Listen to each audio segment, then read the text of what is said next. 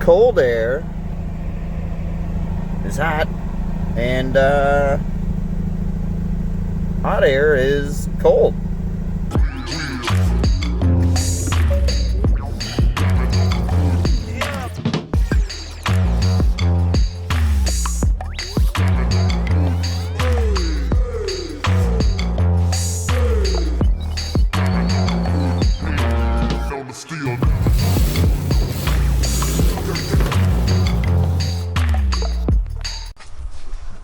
Hey guys, welcome to BA Performance. Broadcast Performance is what it stands for.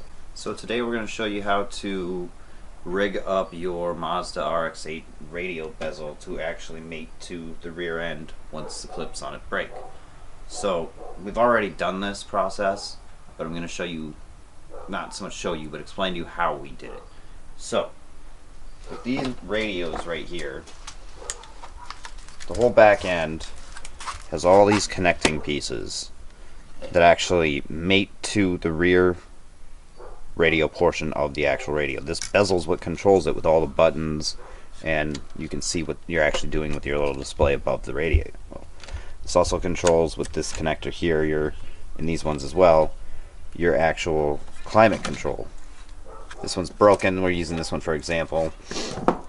So what's notorious with these is these little connecting spots where there's actually a screw that goes from the back side of the radio and threads in through here to cinch it together so that all these connectors come together and it works.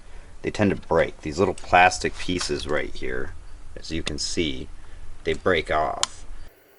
The radio plugs in on the back side, and these things are notorious for breaking. The actual little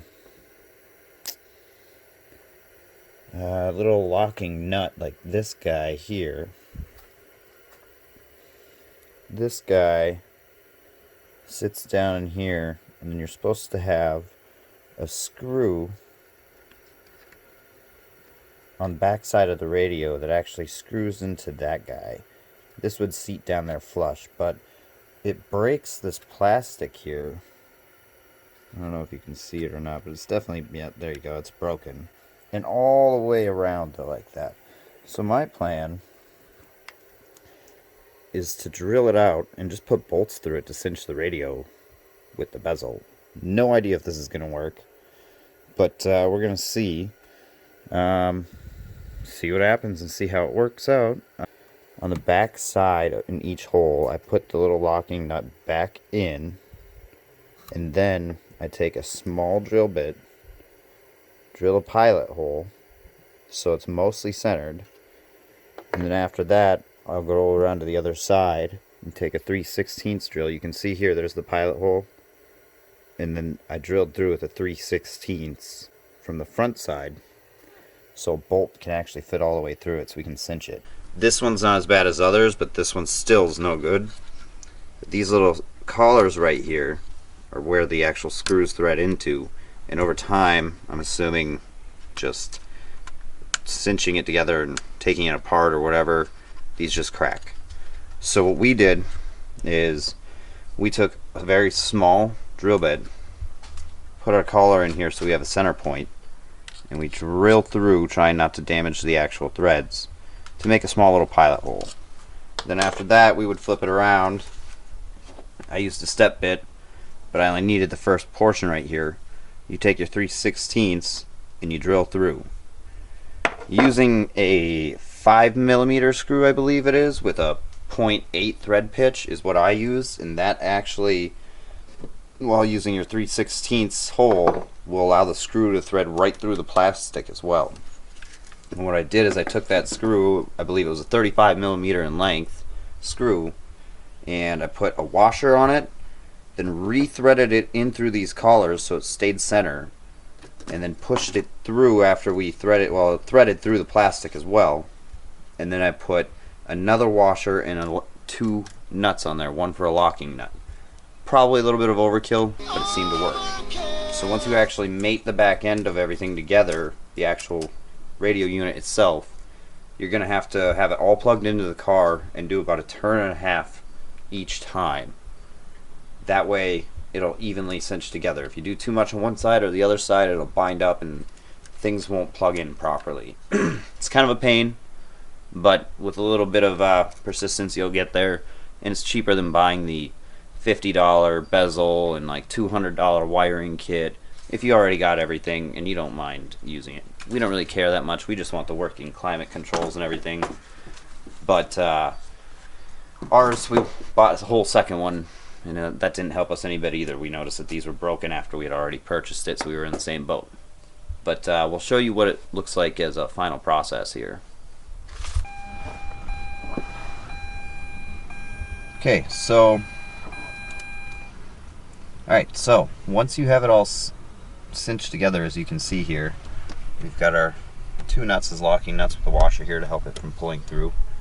And now it seems to work just fine. We have our, our air controls are back. Hot and cold air. All seems to work. Car's not running, so we're not really going to get much out of that. Okay, but you said that these bolts are like 35 millimeters? I believe they're 35 millimeters in length, if I remember correctly. And it's a 5 millimeter bolt with a 0.8 thread pitch. Okay, and it goes through the radio box and into this bezel. Yep, and it goes through the bezel, which it threads in through the locking collar back there, the one that was originally broken. Yep. We use that as a center guide, and then it comes through, have the it threads in through the plastic as well. Put a washer on here and both locking nuts. So, but we have functionality of everything now.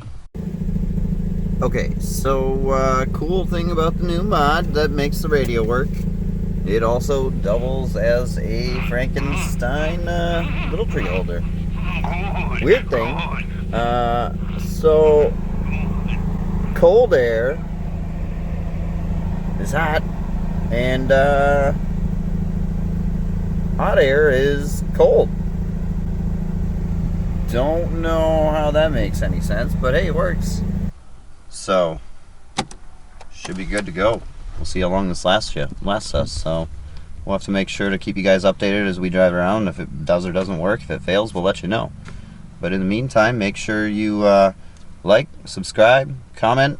Let me know if you guys figured out any different ways to do this or not, because I'd be interested to know. And now, peace out, guys.